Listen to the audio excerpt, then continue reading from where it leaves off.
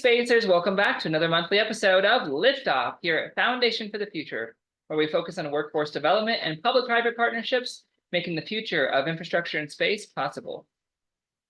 I'm so excited for our guest this month. First off, I want to kick it off to one of my co-hosts, Ubaldo Ciminieri, the Space Ace.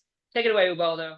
Next up is a new segment of the Space Ace with me and our guest, Jules Lancy, who is the founder of We Work in Space. So I'm here with Jules Lancy. Jules, welcome to the show. How are you? Thank you. Thanks for having me. Absolutely. Tell us a little bit about you and your background, and then we'll dive into this conversation about workforce in the space industry.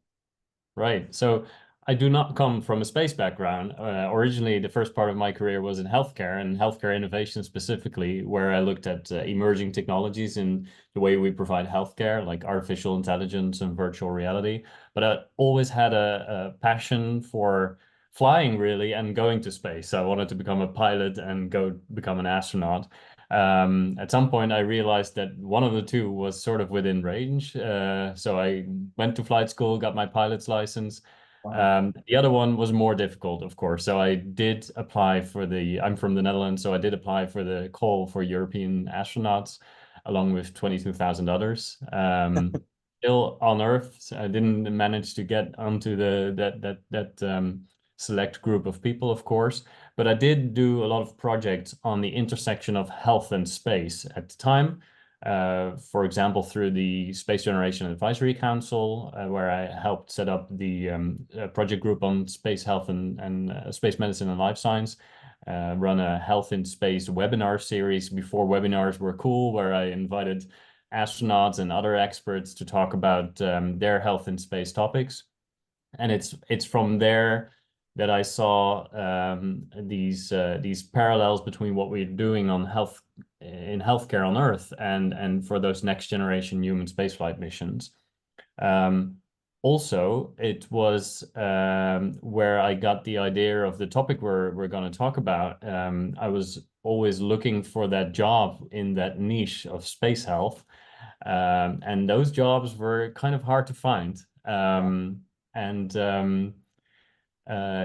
Well, that ultimately led me to create WeWorkInSpace.com. I studied further on International Space University, and it's there that I saw that space health is just one of the niches in the space sector, like many other, like space law, marketing, communication, HR, design, health, that are less represented. There's less focus on, but equally important to make those space companies and space organizations flourish. So that's sort of the intro leading towards WeWorkInSpace.com. Yeah, that's fantastic. And you know, the beauty of your story is that I feel like that there's a lot of people on this planet who have kind of a similar story, right? Like we all have this passion for space. Everyone has looked up at the sky at some point and seen the stars and the moon and the sun and you know, witnessed various phenomena occur in orbit. And we just have this passion that unites us all, but never thought that we could actually work in space. Same for me. You know, I thought you had to be an engineer. I thought you had to have clearance, you know, to work on these secret projects. It's not true. And, you know, what's great is there are resources like the International Space University, which is a fantastic way to get into space or to figure out if that's, you know, where your idea can come to life. And so it's so cool that you were able to do that. Yeah, the workforce thing, I'm curious. So, well, sorry to interrupt you, but we're trying to tell those stories as well. So yeah, WeWorkInSpace.com, it started as a job board listing all these jobs, aggregating all the non-tech space jobs, or I prefer to say other than tech space jobs out there, or space business jobs. But we soon started a portrait series, an interview series on all those people already doing that work. As you say, there's many other people that can contribute value to the space industry, and we're telling those stories. So we have now, I think, over 60 stories of people in space education, in space communication, marketing, business development, etc., that tell about what it is to work in space as a non-tech professional, what the work is like, what lessons they have for other space enthusiasts that want to join the sector. And I fully agree with you. There's so many people that are looking out to the stars and wanting to contribute. And also within the sector already, I find that I've worked in other sectors as well, but the space sector really stands out to me in terms of the people working in it are often space fanboys and fangirls, Yes. fascinated by everything going on in the industry, which I see here more than in any other sector. Yeah, I agree. And you know, the prevailing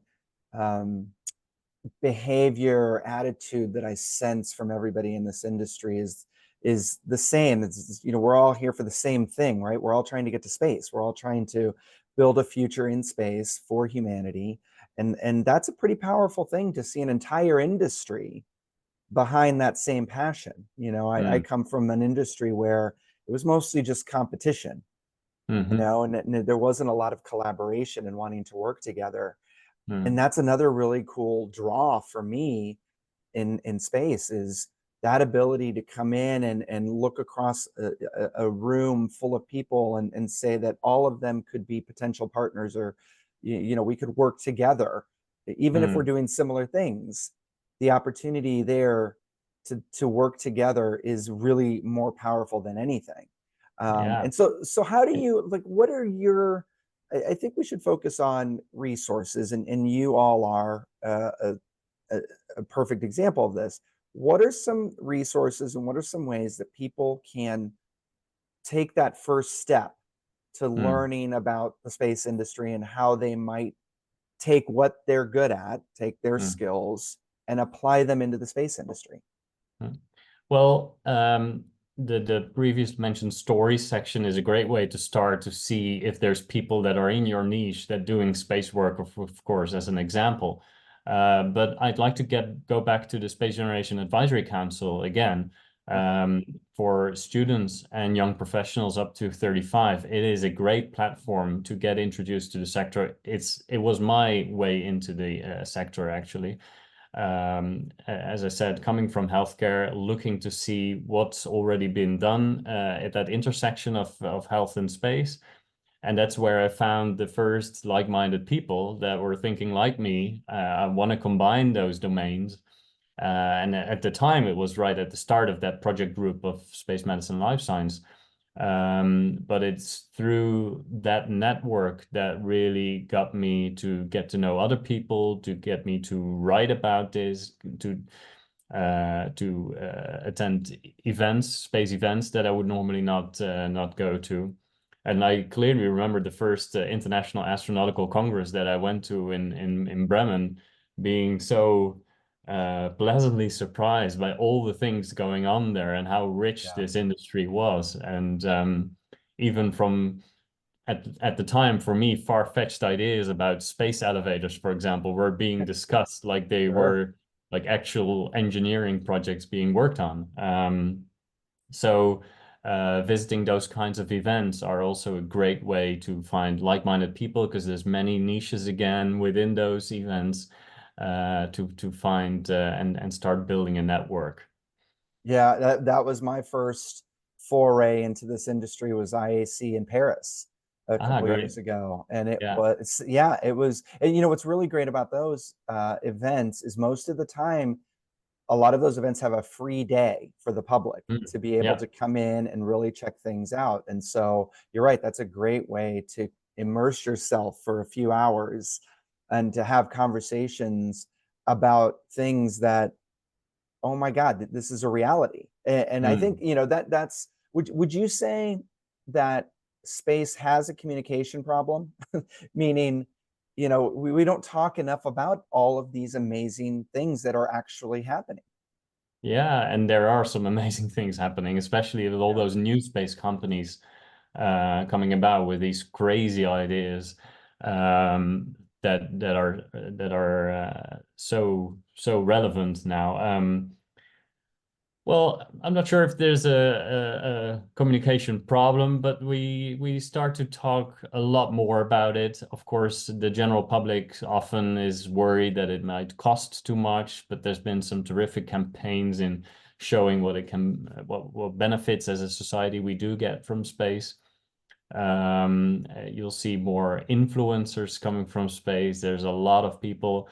Also, on that IAC last year, there was a couple of panels on this particular topic as well. How do we communicate out of our sector? Because we're really good at talking to each other in the sector. Right, right.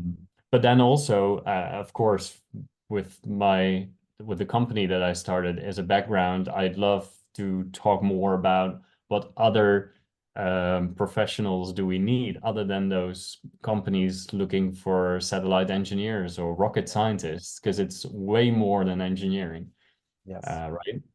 Yep, that's exactly right. Yeah, I totally agree. And I think the more that we can all come together to continue to have these conversations on a regular basis, the more we'll be able to reach out into the general public and do that, hopefully. So you mentioned campaigns.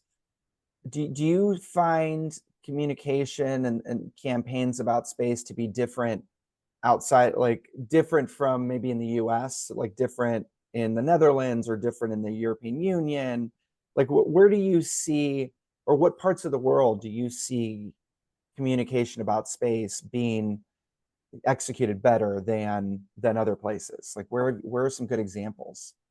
I think the US is way more prolific than any other places, coming from NASA, of course. And there is a big industry there, and there's a lot going on, so that makes sense. I do remember a few years ago there was a campaign from, I think it was the European Space Agency, showing to all the citizens of the member states how everything they pay as a citizen going towards space is like the equivalent of I think a movie theater ticket a year or something.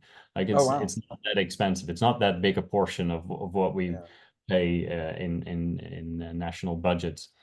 I think those kind of campaigns are really compelling in showing, well, it doesn't cost that much, but we need to show also what it delivers to the society, right? What benefits we gain from it. And you'll start to see a few more companies now, also non-space companies, leveraging the power of space for their products, for their services, or going to space, right? The recent moon landing had some material from the Columbia sportswear company, I believe. And artwork. On board, of course. Yeah. So these are some nice examples for that, I think. Yeah.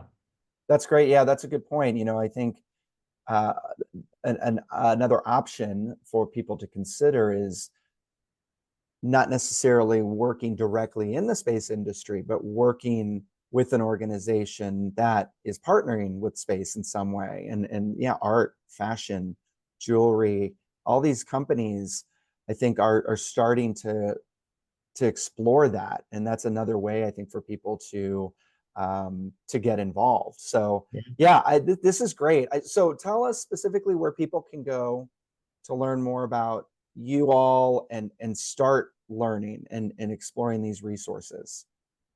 So you can go to weworkinspace.com or find us on LinkedIn. We have a separate page. You can subscribe to our newsletter, which will give you a guide to non-space jobs. So to help you make those first steps, of course. As I said, it's a job board, so you can easily filter through your discipline, seeing if there's any open positions out there. You can reach out to me on LinkedIn as well to see if we can figure out next steps. And then there's the stories section on the website. That's from the job seeker side, so to speak. For the company side also, if you need other than tech staff or other than tech talents to help grow your business, that's also where you go to We Work in Space for either recruitment options or campaigns to show that your company, what your company does and where its needs are. And then hopefully this year, I'm also starting to, I'll be launching a merchandise web shop so that you can show we work in space or I work in space, and to get that message across to the general audience and speak and talk more about what you do in space, etc. So that'd be really cool. Yeah, that sounds amazing. Well, Jules, thank you. It's such a pleasure to connect with you, to hear your story. And yeah, let's keep working together to get more people into space. Great, let's do that. Looking forward to it. Thanks for having me. Thank you. Always. Ubaldo and Jules, thank you so much for that conversation. Really excited now to introduce you to Meredith Garofalo, the Rocket Girl, who's bringing us our rocket report for the month. Thank you, Inara, that everybody is joining us. We had such an incredible episode in March, all about the eclipse. Wow. Hard to believe that we have to go to Spain in 2026 for the next total one. But you know what? Before we even get to 2026, we want to focus on what's happening now. And with the workforce continuing to grow across the space industry, there's a lot of people wondering, is space for me? Am I in the space industry? Do I have a future? Can I transition? And so our guests today, we're going to go into those questions you might be having personally, but also give you some ideas in case you are someone that's looking for that next place in your life. And as we know, there's a place in space for everybody. So today, a lot of you might know him already, but in case you don't, we have Dr. Thomas Zurbuchen joining us. Now I'll give you a little bit of a background, and it definitely speaks for itself. Dr. Z, as we call him, is a professor and leader of the space program at ETH Zurich, Switzerland, known in the space community as Dr. Z. He is the longest continually serving head of science at NASA, and he held that post from 2016 to 2022. As NASA Associate Administrator for the Science Mission Directorate, he was responsible for all aspects of NASA in space and science, and during his tenure, NASA launched 37 science missions and started 54, including the James Webb Space Telescope, 2 Mars landings, the Ingenuity helicopter, the Parker Solar Probe, and the DART mission. Dr. Z also conceived and led the Earth Systems Observatory, an advanced multi-platform observatory that creates a 3D holistic view of the Earth from bedrock to the atmosphere. He has an MS and PhD of physics and astrophysics from the University of Bern, and as a professor worked at the University of Michigan as a researcher, teacher, and innovator for 2 decades. He was also the founder of the award-winning Center for Entrepreneurship there, was achieved the top rating with the US for the educational and experiential programs. Now, he is also a member of the Swiss Academy of Engineering Sciences, a recipient of the NASA Outstanding Service Medal, Associate Fellow of the American Institute of Aeronautics and Astronautics, and recipient of the Presidential Rank Award, Distinguished Level. He is a winner of the Excellence in International Cooperation of the International Astronautical Federation, IAF, and he's also received multiple honorary doctorates. Wow, we're so happy to have you on here, Thomas. And you are somebody who I think we could talk about when it comes to the workforce, because you went from NASA, but then you went into the more of the entrepreneurial side, which it's not the easiest thing to do, I'm sure. Yeah, thanks so much for allowing me to be here and talk to you all. Just really excited for that. Yes, I really do have huge passion for workforce, which, by the way, is as I'm looking for what my next gig is, I actually went to university part-time because I just really get a lot of energy from people around me, and also want to, of course, help them chart their way. For me, that way has been full of transitions. And I just really do believe, as we look at early career entrants into the space industry, also their ways will have transitions. And for me, transitions are challenging, but that's what makes them important and interesting, because as we do a transition, we almost become, as I would say, an immigrant into a field. As I joined NASA, I was not an internally kind of homebred NASA person, equally passionate about NASA, but I brought viewpoints to NASA that perhaps were not there. My viewpoints had to do with some of science, some of entrepreneurship, kind of how you interact with companies. And that viewpoint, that new viewpoint helped NASA. And so that's what I believe in these transitions, really creating that kind of, I call it immigrant's view of the field and providing new perspectives. Was space something that at an early age you got that passion for, or was it as you got into your career, as you got into the education field, you realized there was a calling for you with your science passion to take that to space? I think what may be worth talking about, even though it's not that relevant, is that I grew up in a kind of in almost an Amish community, kind of in the Swiss mountains. So for me, space was always the way out. I always looked at space and I wondered how it would be to look at space from somewhere else. And for me, therefore, I spent a lot of time on the roof of our house looking at space. And eventually I figured out that you can make it your career. So yes, space was that. Eventually, I did look at the stars from somewhere else, including from from 1 million miles from the Earth with the James Webb Space Telescope, which was one of my favorite missions. And what do you think about careers in space? I know there's a lot of people that'll say, well, I have my degree in engineering, and I guess I never really thought about taking engineering or taking something with science, chemistry, biology into space. What is your advice for people that may be kind of on that teeter-totter wondering which way to go? I'm a strong believer that they should give it a shot and try. I just really believe the one thing that many people may have missed is quite how large the space community has gotten. Internationally, it's $532 billion last year. And we expect by the end of the decade or so for it to double in size. So there's a lot of people, in fact, millions of people being hired with various backgrounds. The more we grow, the broader the backgrounds get. So I would really recommend to those people, give it a shot. This may be something for you, like it has been for me, and has created a lot of amazing careers for many others.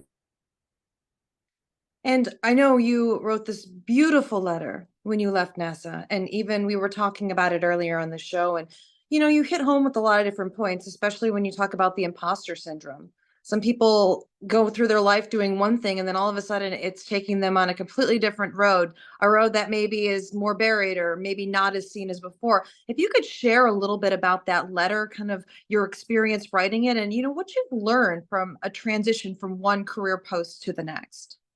Yeah, I made a decision deliberately to talk about some of these things because not because I particularly think I'm that important, but just because I hope it gives courage to other people who may be suffering kind of in the same hospital as me. Kind of the way I grew up, kind of in a small world, I always felt that my experience as a young person was a disadvantage that really held me back. I've, in the meantime, met others who may have grown up in inner cities, at kind of schools that were not up to par. I've met people who are of different gender than kind of the most people in a community. So I know they feel the same way as I did, which is I don't belong here. What I then figured out over time is really that it's those, what I thought weaknesses, those differences that gave me solutions that I had that others did not have. And so for me, what I'd really like to encourage so many of them, just like I encourage myself, and I still do, is to give it a shot and try. Kind of the imposter syndrome, not to it, it's there, it's fine. Try it anyway. And for me, that has opened doors to this. The letter that I wrote, of course, was one that pointed out that there are 3 things that make somebody successful in a job, and they need to be at all. The first one is to step up to it and do it. We already talked about that, try it. The second one is to really go on a job with curiosity, learn and be the best you can be in that job. And the third one, which in the letter I talked about, is also to find the time to move on and do it not just because of you, that perhaps you didn't learn anything anymore, but also recognize that what we work on, whether it's a company or an agency like NASA or in a university or so, that's bigger than us. So kind of recognizing that, hey, I did a good job. That doesn't mean I need the job forever, is, I think, an important recognition. That's what I wrote in that letter. I think that's beautifully well put. And I think a lot of people look at space industry and they think, okay, NASA, SpaceX, Blue Origin, but there are so many other companies that when we think about what we want to do in the space industry, do you have any tips for maybe sitting down, maybe writing a letter and saying what you want to do, and maybe researching more companies that are starting off necessarily versus the big companies that are just the ones over the news all the time?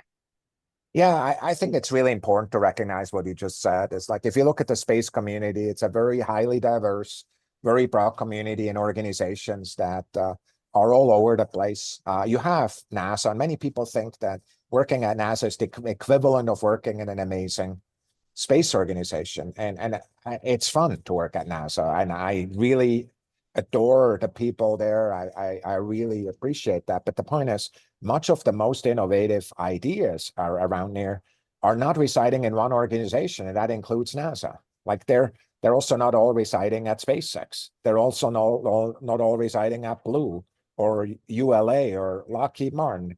There are places, and now just talked about big recognizable names, but I could talk about startups, kind of amazing ideas that are out there being formed. Tomorrow.io, kind of looking at the world in a new way, with kind of bringing instruments together and actually building multiple viewpoints because they use kind of commercial tools, Planet Labs. They're all different organizations. And what I'd like to recommend to people is just to look at the whole set and figure out what fits best and then go for it.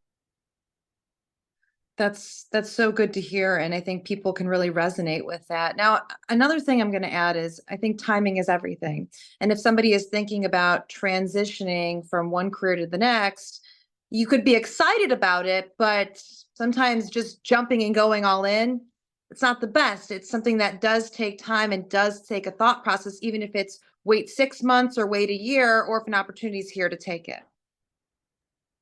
I think it's really hard to come up with a recipe that works for everybody. What I've always found, and what helped me, is that I share some of these decisions with people that care for me, that I consider mentors. Some of them are older than me, some of them are younger than me, that I basically said, look, I have these decisions. What should I be thinking about? And kind of, I've learned that often people, and I think especially those that suffer from imposter syndrome, sometimes people from the outside actually give a more balanced view. What we often find, the most critical person in the room about our own actions are we. Nobody else kind of sees it as negatively. And so for me, kind of, as we think through that, every once in a while, the right thing is to jump. Every once in a while, the right thing is to wait and learn. And I don't know. I don't think, if you could write a recipe or some app that gives you the answer, I think we would not recognize how important and how profoundly beautiful and complex life is for each one of us. So yes, talk to your friends, to your mentors, and learn about kind of the viewpoints. And then I really do believe many of these transitions are reversible. So even if it doesn't work out, you can change. So you're not betting your life on it, And so for me, kind of seeing it as such will make some of these things also less pressure than they perhaps are otherwise. Very, very wise information. It's good to hear, Dr. Z. Right now, I want to bring in the rest of the team. I know everybody's got some great questions for you. And so I'm going to open up the floor. Ubaldo, Inara, Daniel, if there's any specific questions you would like to ask Dr. Z, the floor is yours. I was waiting for Inara to go, but I'll dive in because I know Inara's. Yeah, go for it, Ubaldo. No. So Dr. Z, I'm curious. My background is in talent strategy, and I mean, everything you're saying resonates. What's really fascinating to me about what you said when you were growing up was how you saw space as a way out.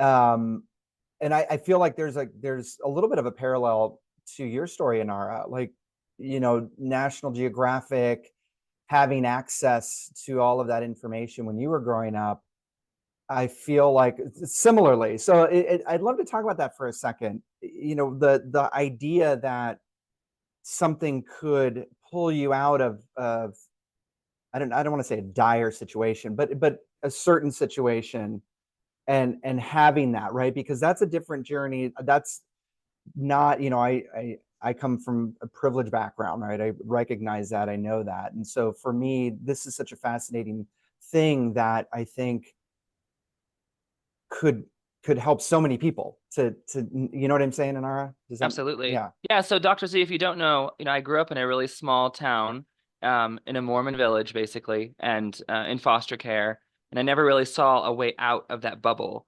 until I picked up a set of National Geographics. It was like everything from 1960 to 1993. And before that, my perspective was always this tiny bubble.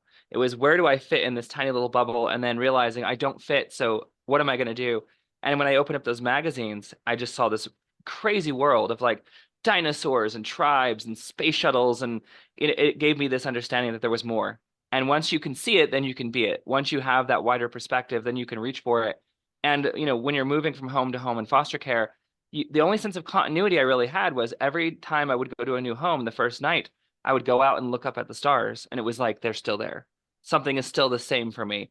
And it gave me this a tremendous sense of continuity that was basically allowed me to persevere. And I've talked to a lot of people that have come into space, especially those who get in untraditionally. Some people get in because it's kind of the family business and they were kind of shuttled into it. But those who get in untraditionally often tell me that space is this pull for them, that it's this draw, that it was kind of their safety line out of their environment. And so that's when I speak to the public, I try to highlight that as a possibility. I'd love to know a little bit more about kind of we have A to B, but let's get in between, like your transition from this small town, kind of an Amish life. What kind of struggle did you have to overcome to get to space? I mean, was it accepted with your family, with your neighbors? Did they think you were a crazy dreamer? So look, first of all, I wanted to just thank you for sharing your story. I'm just kind of just amazingly excited for you and for all of us that you saw the sky that way and are doing what you're doing. And so just really thank you for that. My story kind of from growing up there in that environment to where I am was not nice.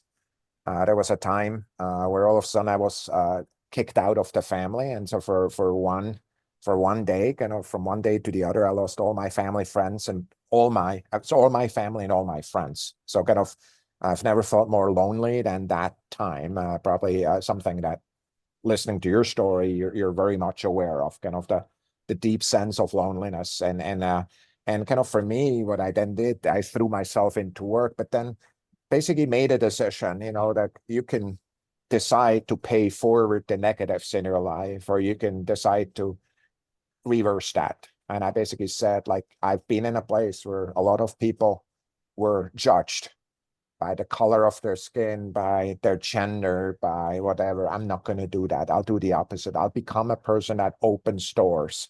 So I went in and studied and kind of, as I went forward in my life, kind of grew a circle of friends, eventually a family of people that were more like. Only later in my life, kind of towards the end of the lives of my parents, did we get reconnected. But I just want to tell you, I remember when I stood in front of the launch vehicle of the James Webb Space Telescope. I was the highest ranking NASA official in that moment. I had two speeches with me. The good one that I gave, everybody forgot, and the bad one you would remember, which would be the end of my career, the end of the most expensive space mission ever done in NASA. So I had those speeches, I had practiced them.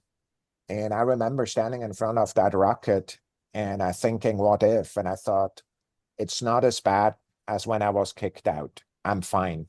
I know my family would still love me. My friends would still love you. So kind of love me. And so basically what I learned in that moment is kind of that horrendous experience in the past gave me almost like the equipment to handle something that would be very hard for many people, kind of to do that, because I recognize the essential parts of my life were not that rocket or that spacecraft, however important they were.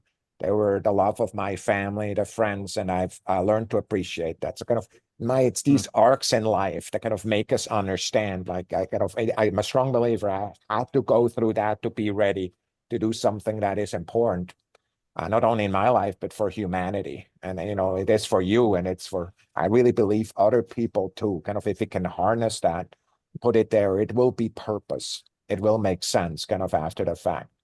Absolutely. I think sometimes our wounds become our shields. those things that we go through, they prepare us for these harder things later. And I think it's profound that you draw this attention to the fact that, this big thing you're doing, the media and the outside world, praises you and sees this gigantic achievement, but for you, you created that stability in that tribe, and that you found that unity with people. That's pretty phenomenal. It's all about the journey, right? So if we're destination oriented, we're going to burn out so fast. Especially, we can look at traditional investors, they're like, oh, space, where's my exit? And I'm like, there is no exit. Get on for the ride, really. So you need that resilience to make that long journey that space really is. Yeah, and go ahead. And it's interesting. So my story into entrepreneurship kind of ties into this. I was the neighborhood landscaper, and from a very early age, like age 8 or 10, and I taught my kid, and you have to knock on a lot of doors to get those jobs and everything. And I was teaching my kid that too. You got to knock on 30 doors to get one yes type of thing. So that resiliency was kind of brought in, and as I've struggled through coming from the outside into space 5 years now as a space startup entrepreneur, there's not 30 doors necessarily to knock on. So, but that resiliency is still there. There's still that, okay, this is how things are, but I'm passionate about this. I think this is a good thing. And you have that. So I was curious on your thoughts on the life sciences, particularly in space. How that differs from kind of engineering entrepreneurship versus life sciences entrepreneurship, and any challenges there that you would see. Look, I think life sciences is one of the big growth fields in space, especially as kind of experiments on space stations become more sophisticated, but also as we're getting ready for long duration space travel.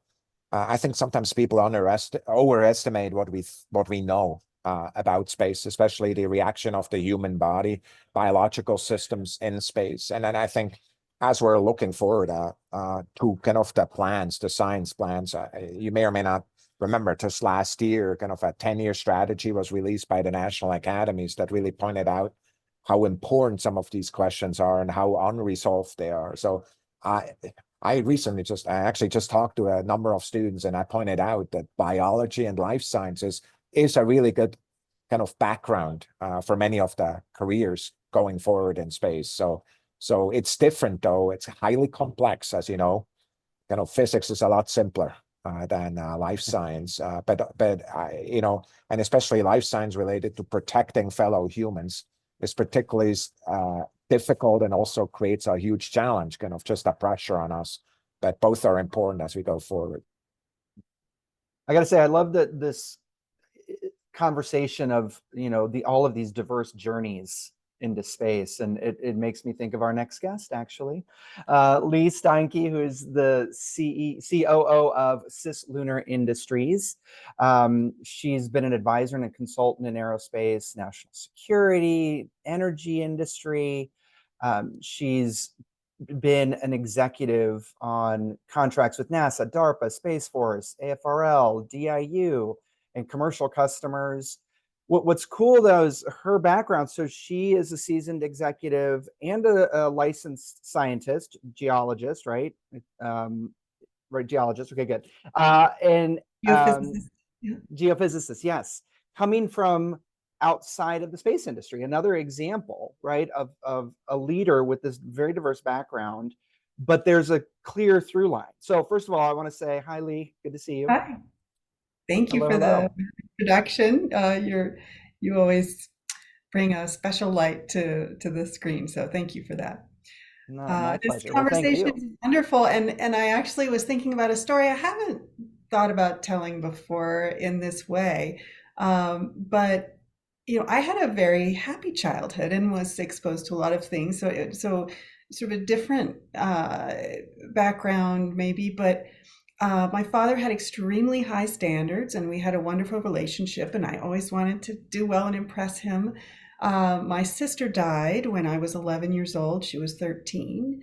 And so I think that brought a little bit of daring to me, that I wanted to make sure I made the most of my time on Earth.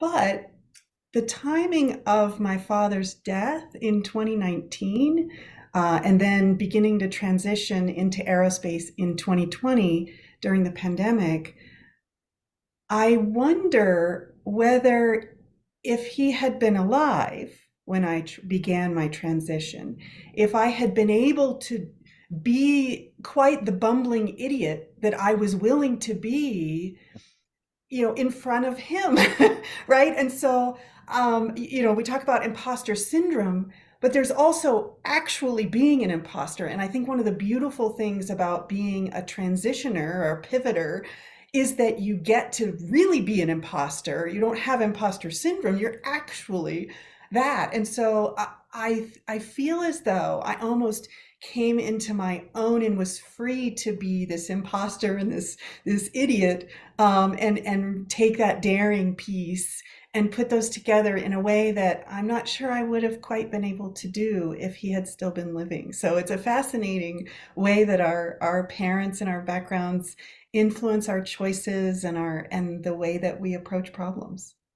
Well, and timing, I mean, honestly, because I think it was probably around the same exact time where I was making my way, making my transition. And so it felt like almost a perfect time in this new space, whatever we want to call it, era, where I think a lot of people saw the door open, because before, for me, I was not an engineer, and I did not have clearance, right? I was not a rocket scientist. So that there was no way I was going to work in the space industry. There just didn't see the clear path, but all of a sudden I did. So it's really interesting that you bring that up, that transitionary period, because I feel like it was almost like an alignment of the stars for a lot of us on when this happened. Yeah, I think that's true. And one of the great benefits of my early time is that I got to work on the predecessor to the two predecessors to this show, which were Blue Marble Week and then Conversations for the Future. So the legacy there. And that allowed me to explore, having lost the floor of being a deep expert in an industry. I was in oil and gas, upstream oil and gas. And, I was in there for 20 years, just grinding away, knew everything about it. And so coming in, I had to just figure out what to do. And one of the best ways I found was to interview people who were in the field. And so I had this, it was sort of like a mini master's degree that I got by just doing this sort of thing, asking questions of generals and CEOs and academics and legal experts and nonprofit leaders about what they were doing and why and how.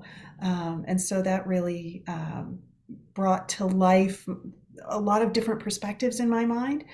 And it also highlighted a strength that I didn't really know I had, which was in conversation and speaking, that I've worked to hone that craft in a new field. I never gave a talk in oil and gas. I always wanted my teams to, you all give the talk. I wanted to support everyone, and who knew? There's this powerful leveling force. I'm glad you brought that up. And also, I'm just excited that you're here. Like you and I worked together on the two previous iterations, and it's always great to see you, Lee. It's so powerful that you came from this, you're at the pinnacle, you're an executive, you're very successful, and you switched over into space. I want to find out in a minute, how that jump came, but there's this great leveling force in space, like unlike any other industry where you might be sitting across from a 4-star general or an intelligence officer or, the head of NASA, all these different types of people. And it doesn't matter how you got in, where you came from, what your degree is, what your rank is. There is this sense of community and connection that just brings us together. And I tried to figure out for years, what is this that allows us all to sit across the table, unlike any other industry? And I think I've stumbled onto it, the fact that we're building a culture that going into space more than ever, it's about building a new culture, a new civilization for humanity going forward. We're not just building individual space companies or building out a national defense strategy. It really is about how can we make this sustainable? How can we create a future for humanity in the stars? And it takes a certain sort of core to anybody, whether they're a general or an executive or an influencer. There's some sort of core inside you that recognizes the other, and that we're doing this together. So the culture building to me is where the passion is, for sure. But I want to know, how in the world does anyone go from this amazing pinnacle executive moment to being like, I'm going to embrace my superpower as an imposter and I'm going to make this jump? Like, What was it that drew you? Well, I wish I could take credit, but in the pandemic, people stopped driving, and oil prices went not just to zero, but to negative $40 a barrel. On April 8th, we're coming up on the day, April 8th was the day it hit that certain futures. And so my company sort of threw up their hands and said, this is a struggle for us, and we're going to have to change the way we do things. And so they released me along with many, many others, all of the people who worked for me, and other departments as well. So it was, just a shift in their strategy. And I had to decide at that point. I took a few months to relax, and I had to decide, and to lock down. But I had to decide at that point, do I want to wait for 2 years, or I could just go do something new and learn and grow? And I couldn't resist that opportunity. So I looked at a number of different fields, and the reasons that I picked aerospace were that it had that science and engineering culture that I was used to, but it had that through line that you're talking about. There's that little bit of inspiration, a little bit of that's has a different feel, and that I definitely recognized that early, and so I thought that was an enhancement to the culture from my perspective. Wow. Yeah, That's such a good story, Lee. And I know Dr. Z has a couple minutes because he is joining us and catching a plane. So we'll continue just really quick. If you have any final thoughts, Thomas, I mean, what Lee is talking about with this in general, is there anything to leave us with today? I really appreciate that. I apologize that my plane is not waiting for me. I'm flying public, but Lee, if you don't mind, I just really have one question for you, and that is, for somebody kind of younger, kind of thinking about a switch like that in their lives, what would kind of be the lessons that you learned in that switch that you think could help them in their decisions going forward?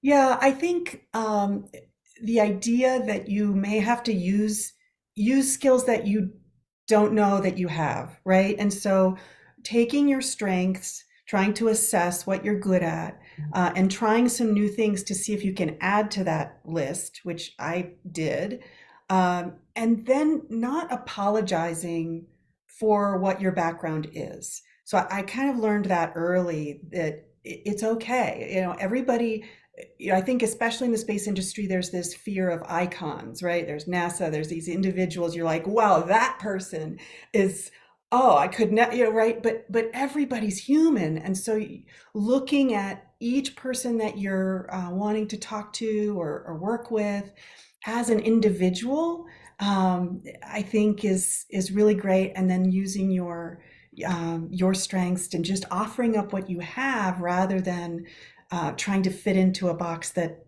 isn't what you really are. So I just love that. Thank you so much. I will be sure to listen to the rest of the interview once I get a chance, as I do so many others. I want to thank the entire team, and just you're an inspiration, Lee, for all of us. Thanks so much. Thank you so much. Well, thank you, Dr. Z. Safe travels. It was great to have you.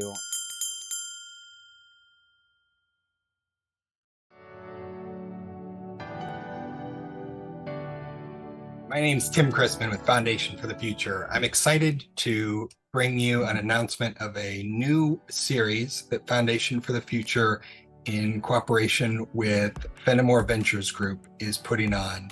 It's called Surviving the Valley of Death: Business Fundamentals for Building a Successful Company.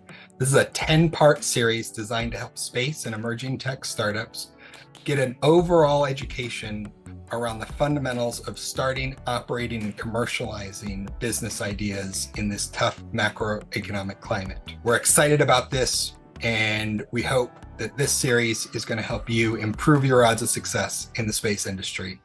Take care.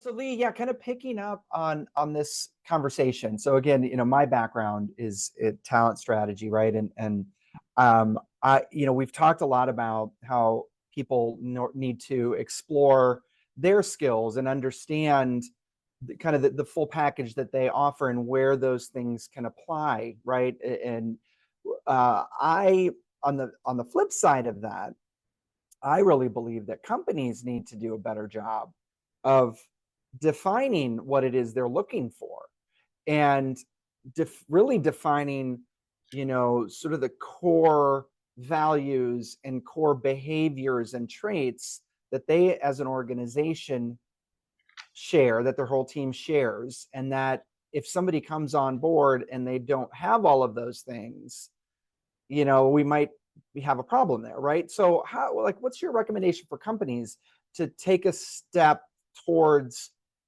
putting together a better process to find people and to hire the right people? This reminds me of this conversation we've had about the right stuff versus the wrong stuff when you were talking about icons, right? Like, again, you've got the right stuff. You've got those people who, these astronauts, and those are the icons that I think a lot of us used to think we had to aspire to in order to be in this industry, but that's not true. And so how do we get companies to stop looking at just the right stuff and really kind of break it down to understand, like, what's the right stuff for them? Yes. It's great. One of my favorite business books is Good to Great. It's got wonderful things, and one of his lessons in that book is about getting the right people on the bus and later worrying about where they go. But in practice, I think there's more detail that needs to be read. So you can't just take the Cliff Note, sound bite from that. There are lessons to be learned about how to identify the right person for your culture, absolutely, and for the job that needs to be done. And I've seen this both in my former career at a higher level, and then in the startup world, both small and mid-sized startups.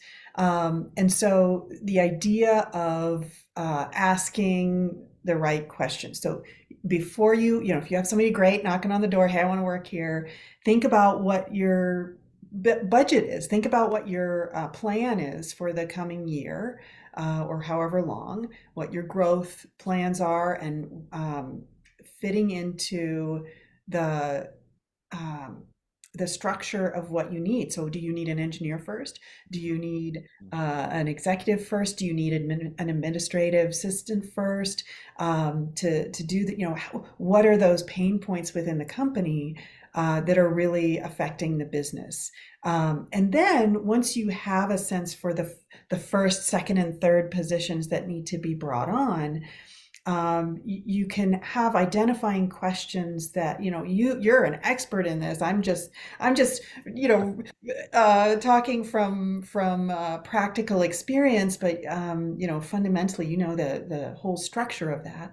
And there are good books about how to do that, and there are certainly experts like yours at Interview AI. Interview IA. So AI is all over the place. So setting up questions that help identify, and they're called behavioral questions. Back 20 years ago, we used to call them STAR questions: situation, task, action, result, right? And there are new ways of describing them. There are all kinds of new acronyms, but asking a question that gets the candidate to tell a story about how they actually went through a process, solving a problem or taking a project on, and it helps, rather than just saying, having coffee and seeing if you like them, because there are wonderful people out there who aren't right for the job at hand. Or might but they're not. Great to have a copy. They're wonderful people, and they're perfect for this other company. And it's like actors. You don't take a no as a ding to yourself. It's just you weren't the right fit for that moment. So I feel like telling those stories is a great way to elicit the characteristics that you're trying to see in that person, and how they'll fit and how they'll work within the culture. And it may cause you to change your job a little bit if you see something in them that you actually like better than what you had planned for. So it's okay. It's not like you have to be rigid about it, but getting that storytelling makes a difference. Well, yeah, because I think, there's a potential that we need to find in people. And in particular, what this newish industry affords us is the ability for people to apply, what their entire skill set to something new, but we're not going to figure that out unless we give people a chance. And so to your point, it's really all about the structure of the process and how we go about finding these people. Yeah. I think part of the issue in space, right? We need more people typically. Certainly in 2022, we needed more people. Now, things may taper off a little bit, but there'll be, the continuation of growth going forward. And it's difficult for companies to conceive of what they can use. Thinking outside, they're already understaffed, underfunded, trying to survive. And the idea of going through this rigor in the hiring process, the idea of giving an automotive engineer a position that they really would like to have an expert mechanical engineer who has built space hardware before, right? How do I jump off and let this other person give it a try? And I think it's about balance, right? If you have 5 people on an engineering team and you can have one with a little bit different perspective, that's critical mass, do that. If you have somebody who's in communications and wants to work with your company, you can hire somebody on contract without committing to a full employment position, just to see, is that something that turned out to be important that I didn't know about because I'm an engineer, or I'm a space technology person running a company, and I haven't thought about that before. Then there are the transition fields. So accounting people are great transitioners because the work is the same no matter where you go. And the fundamentals of the work are the same. The vocabulary is what's different. Same with HR, right? Those skills transfer over. There are lots of fields that are needed within space where the skills are transferable. And so making sure that you that's a great in, and then they may know people who are in a little more difficult fields to transition and may be able to say, well, I really know this person. I worked with them. They're a great fit for our culture. Let's let them give it a try. I want to go back to this idea of the imposter a little bit, because just the way you talked about it, it's probably going to change my week for sure, at least, and probably a lot longer. I'm going to have to think about this quite a bit. The way you're talking about imposter to me is like the whole industry really could be an imposter industry. If you think about it, this rabbi once told me, we're born when the universe decides it can't go any further without us. And I've always loved this idea. And I think in space, it's true that when we're bringing in people or even other industries and partnering with other industries, we're looking at how does this person or this org or this industry do something we didn't think we could do. And so whenever I'm talking to people that are considering getting into space, and it's funny, I know probably all of us have encountered this, people think, you have to be a rocket scientist or a jet fighter pilot to get in. And I remember I was giving a talk at one point, and this guy came up afterwards, and he's like, oh my God, you're so powerful. I didn't know this was real. It was happening. But I can't get in, it's too late. I'm too old. I don't have the right degree. And I'm like, well, what do you do? And this guy is like 40, 50. And he said, well, I'm a programmer. And I'm like, oh my God, we have room for you. We can use this. But there is, I would encourage anybody that's interested in space that wants to get in, don't worry so much about what degree you have or what skill set you have or what you don't know. There is likely a spot that you can do something we didn't think of, especially because we are all making this up as we go along. We're really not the inheritors of the Apollo age. Like a lot of people see us as this, stream from the Apollo era, but really it's like we are digging up an old civilization and trying to make sense of it and building a new one. This new space era is really its own creature. And so as we're building it, we have no clue where we're going. We're trying to figure this out. So you can come figure it out with us. We can all be imposters together. And that's how you create something new. And Daniel, I want to get your perspective, because kind of segueing to that, beyond the imposter part of it, I think we also have this tendency to create these concepts like, space can solve for Earth, because we feel like imposters on the stage of the global, human experience. People don't get us, so we have to justify ourselves. We have to say, oh, space, I know you don't get it, but we could give you solar power, love us. And I think a lot of times we talk about space for Earth as a way to get people to love us and to accept us as an industry. But really, there is a powerful force out there building, and Daniel, you're kind of at the forefront of it, the apex of it, of really you came into space because of what it could do for Earth, right? Yeah, thank you, Nora. Very much came in accidentally, saying how, working in agricultural science, working in large scale organic and industrial agricultural practices, is I saw all these challenges, and I saw how the different tools that were being used to address those challenges around water conservation, fertility, diseases, and pests.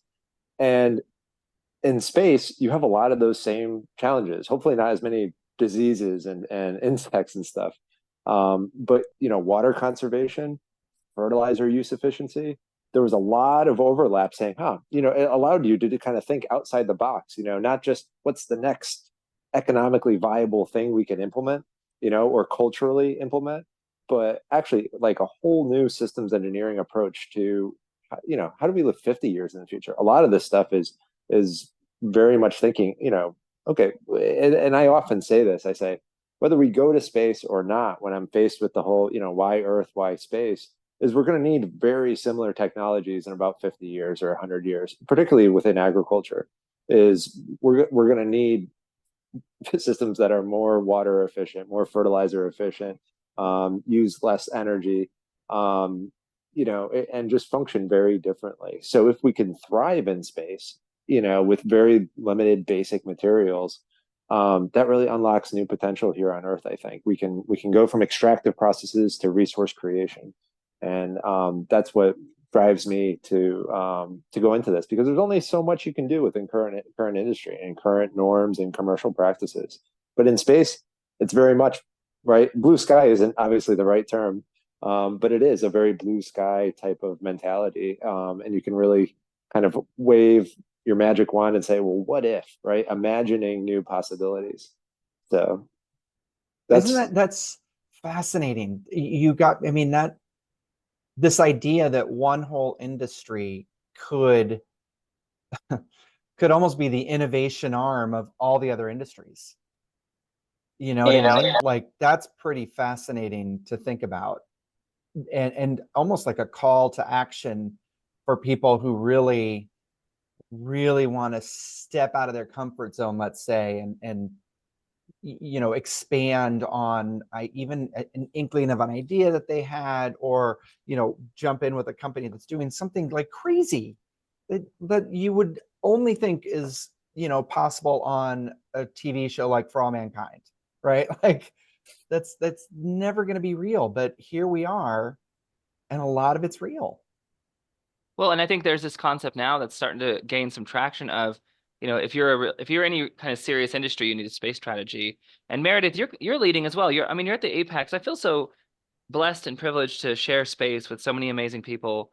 And I also want to give a big shout out to April, who's our producer, that really makes all this work and keeps us from being crazy cats and wrangles us. So I'm very thankful to have such an amazing, group of people to work with.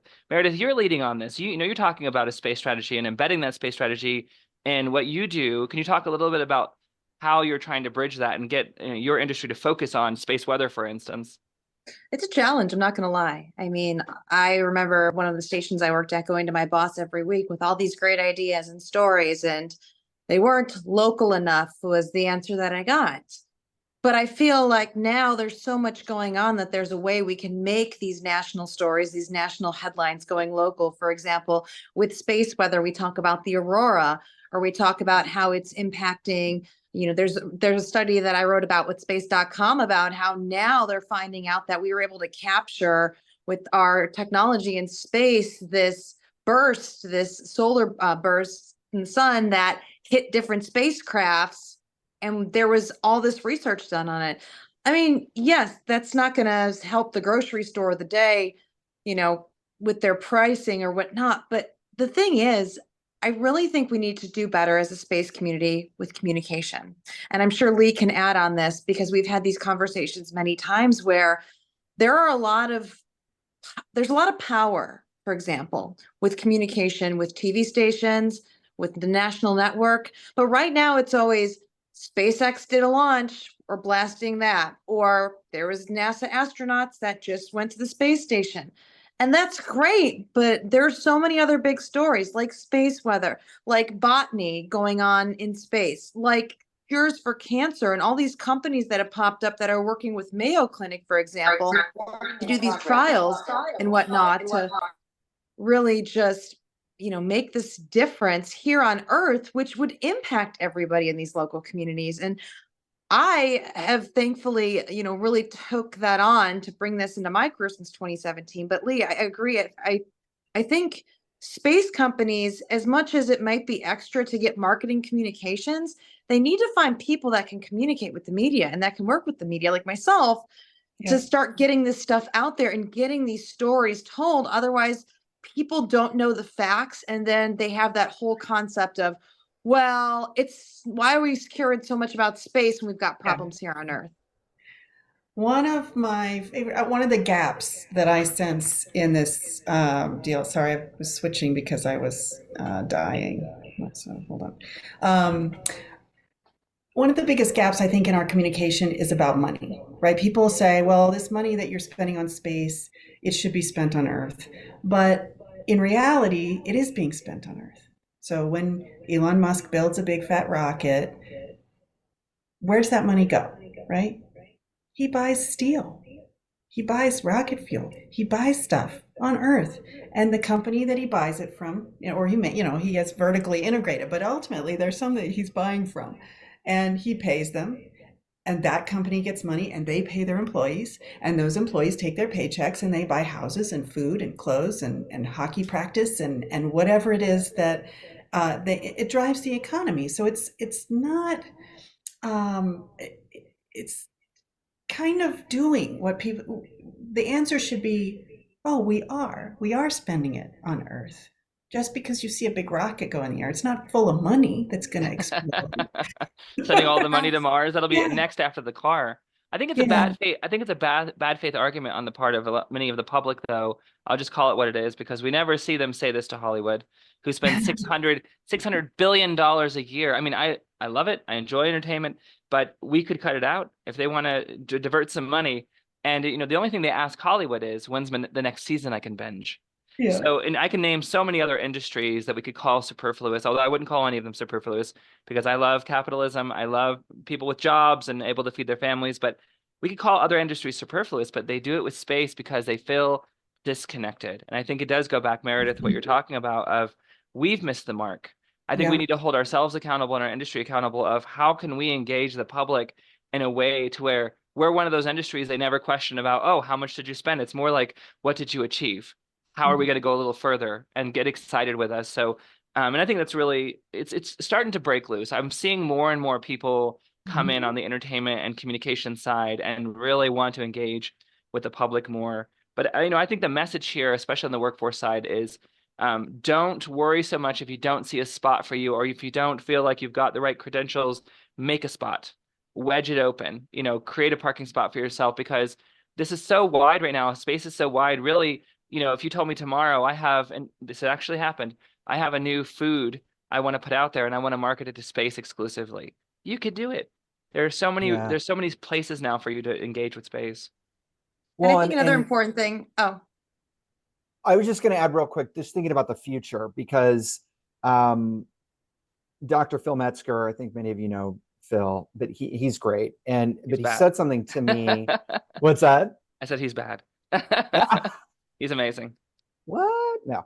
Yeah, he's great. And I was lucky enough to be on a panel with him last year. And he said something really profound to me, and it's literally clearly stuck with me to this day. And I talk about it all the time, which is that he basically said, we really only have maybe 40 years to engage the children, the school kids who are coming up now, to get into space. So talking about this communication problem, but talking about the future of the space industry, because those are the people who are going to take over for us when we're no longer around, potentially, right? So what does that look like? How do we do more like workforce training, or, how do we get more children involved, beyond communication? Clearly it's an education thing, but I don't know, Lee, like, I know you've presented and you've mentored. What is that process like? Like, what are you seeing, or what do you think needs to happen?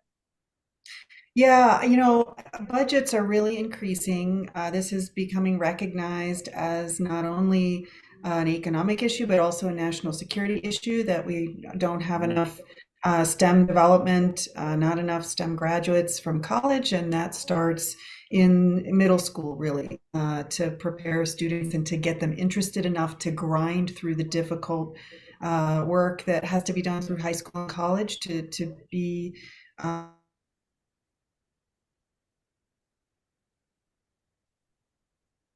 It looks like we might You have go. lost Lee.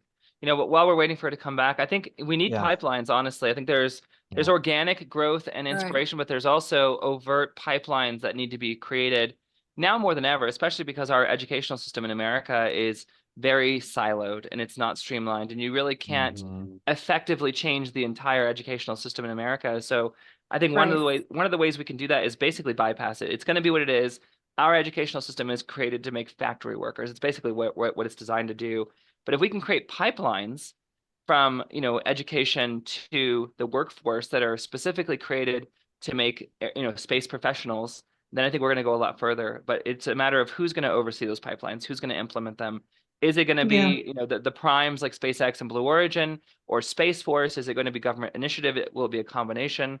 I would just love to see how we can get those pipelines laid as quick as possible, because I think it Well, I really can- is. Yeah. Yeah, go ahead, Meredith. I was gonna say, I Um, mean, Can you hear me? I'm sorry. Oh, Yeah, well, we there's can hear Lee. you, Lee. Meredith, I just switched to No, my go for it. phone. No, you're and fine. Okay. Go ahead, Lee. I'll let you go, and then I'll add something to go with this too. Okay, there she let me on. Hmm. Okay. There she is. There I am again, different view. Yeah, so there are some great organizations who are kicking this off. You've got Space Foundation, who's been around for 40 years doing educational programming from elementary school through high school. You've got an organization called Higher Orbits, run by Michelle Lucas, who came out of NASA, did astronaut training for years, and now works with students, undergraduate, secondary and elementary and middle programs. And so there are a lot of programs that are in progress. They're funded, like you said, by the primes and by other mechanisms, donations, as well as funding from industry and government. But there's a lot of work that needs to be done. And, the school system has really suffered through the pandemic and since. And, finding our footing is going to be a real challenge. And I think that, I always kind of look back, three of my mother's grandfather. He was the bookkeeper for a mine when he was 9 years old. Oh, And wow. he was getting real world experience, and the classroom is the real world. Don't get me wrong, real things happen there. But there, this sense of, really only doing school and activities through childhood. That's what I did, but I always kind of wished I had a job to do other than improving myself for this unveiling when I graduated from college, right? Let's be doing things. And I think you see that in certain populations, but, really getting in there and either doing a project or getting access to one of these special programs can really help. But there's no coordination, outside of the school system for that on a large scale. And I was going to add, I've had to I do, as TV personality, I get invited to do school talks a lot now, and I'm incorporating space into my talks in addition to STEM. And I can't even tell you the excitement kids get, because it's one thing to have an astronaut come in like we were talking about earlier, but when there's somebody of a different field, especially in the STEM field, for example, and then they're talking about space, I mean, there's a lot of people, I believe, in the TV industry that might have that little bug for space. And I think it's letting more of these, working with the local media, working with the national media. And if you find out somebody's excited about space, being like, hey, like connecting them to one of these companies or these girls in STEM companies and seeing if there's a way to partner. There's an organization called Hurricanes, which focuses on empowering girls to become like a hurricane, but as a cane. And there's so much with mentorship that we could be doing, but like I could do it, but I can't be the only one. We need to see if, you see an anchor do a read or something on your local station about, loving the rocket launcher stuff. And maybe it's us taking responsibility or telling other people, hey, if you hear that, write out to that person and say, you should, bring this into school, or maybe get somebody on like World Space Week, for example. We have a whole week that's dedicated to space. Why can't we bring that like Earth Week to schools? It's the perfect opportunity. It's a week that's already established and it's in October. So we have time to talk to maybe some of these organizations. And I actually know the head of the World Space Week organization right now, and they're looking for ideas across the United States because they have so many things globally. So maybe it's talking and getting all these people in a room and saying, what can we do here in the United States to really amp up World Space Week? Wow. I'm going to commit right now, Meredith, to helping with that. Please tag me in, whatever I can do and whoever I can introduce them to. That's powerful. I think you have the right idea of something's already established. We don't have to build it from the ground up, but we can basically plug that in to the educational system. Like, what a powerful idea. Yeah, I'm totally in for this. Love it. Yeah. And, coming from oil and gas, a heavily vilified industry, and, my experience is that any industrial process has risks and costs. And therefore, when anyone wants to say something bad about your industry, they will find something true and they'll use that as a foundation of trust to then vilify the whole industry and all of its systems and processes. And having lived in that world, I do see similarities in the messaging that's coming out. I mean, you have Super Bowl ads that are vilifying space, right? Just generally. And so, the overall anti-capitalist sentiment that's growing, there are a lot of forces that are working, growing and working against the industry and this messaging. And so getting ahead of that by talking about the good things that we're doing, talking about the work, just, this is a good way to spend a life. Like, you spend your time working with interesting people, doing interesting work, doing hard work, and having, fascinating accomplishments. I think is the real draw, and that you can do something about it, right? The geologists in the oil and gas industry, they're tree huggers, right? And here they are, being made to look like water noose on Monsters Inc., right? Well, I often say that oil rigs are beautiful art to me. I honestly think we have this purity culture. We talk about purity culture in other contexts, but I think we have this purity culture when it comes to the environment, this idea that, don't touch it, don't change it. If you do, you've damaged it. And to me, it's like, look at that beautiful oil rig that we created. Look at this marvel of engineering and the beauty of the jobs it creates, and the oil that is powering our world that allows us to do things our ancestors could only have dreamed of. So really, there's a magic in being willing to be a magnet. And if you're a magnet, if you're, authenticity, I think, is so important. If you're a magnet, you repel and you attract. And we can't spend all of our time flipping constantly trying to attract everybody. So I think at the end of the day, we have to be willing to accept that we're going to be a villain. Any industry is going to be a villain to someone or to some group of people. So it's okay to just be authentic. So space won't be for everyone right now, but I guarantee once we have, to quote a sci-fi piece, once we have post offices on Mars, there's no question about whether we're valid, whether we have a reasonable platform. People are going to be there when it's comfortable. So right now, we'll accept the ones who love discomfort. I have to show you this in our. Oh no, it's blurring it out. Blurring. Right there. Yeah, right there, perfect. Can you see that? Beautiful. Yeah.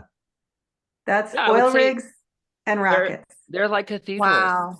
Honestly. Yeah. Oh, You that's can't like tell the cathedral. difference. Yeah. I just happen to have this printed. That's so funny. Like I don't normally print slides, but I went to a middle school recently to give a talk, Yeah. and I had this as my packet. I just put that packet on my desk to recycle, and I had it on There it hand for is. this. What We have to get you on Cosmo serendipity. Sapiens. Lee, Ubaldo and I do another show called Cosmo Sapiens. We have to get you on, and we have to call it oil rigs and rockets. You know, I love this. I want Yes. that. Send me that image. It's beautiful. It's new cathedrals. You know. I will do it. I love it. Well, and that's such a great way to kind of wrap up for us, I think, because we are, again, like we're all so lucky to be, you know, collaborators in this newish industry that can really change the face of humanity. I mean, that's kind of what we're talking about, and can help humanity in ways that, man, we just never thought possible, right? And so we've only been able to imagine it and make it appear as these beautiful images on our TV screens, but now it's reality, and we're seeing it. So Lee, can't thank you enough for taking time to come back to your old stomping grounds and spend some time with us. I know this is a passionate topic for you. Yes, I loved talking with you all, and I loved that it meandered. It was really, really fun. Absolutely. Perfect. Well, thank you. You know, I think we can talk about space being dark, and I'll leave you with this. You know, space is dark, but so is the industry, so is the future we're pursuing. We have no idea where we're going. We can be honest about that. We have a little tiny flashlight in a very dark field, and we can see a tiny bit ahead of us. So we have no idea what lies ahead of us. We have no idea what innovations are coming or how we're going to change humanity. So when you don't know where you're going, make sure you know who you're going with. And I'm really proud to be going with all of you. I couldn't agree more. And I think we just need to remember that change starts with us as individuals. And as long as we're being true and authentic to ourselves, and this space world is a part of who we are, share it, share your passion, stand for it, and say, this is who I am. And the more we stand up and the more we make this an important topic, the more it's going to catch on. It's going to become infectious. And the more we're going to get people ready to jump into this next space age. Absolutely. Well, this has been another episode of Liftoff here at Foundation for the Future. You can find us across all the socials. We love seeing everyone here, and we'll see you next time. Bye, everybody. Peace out, spacers.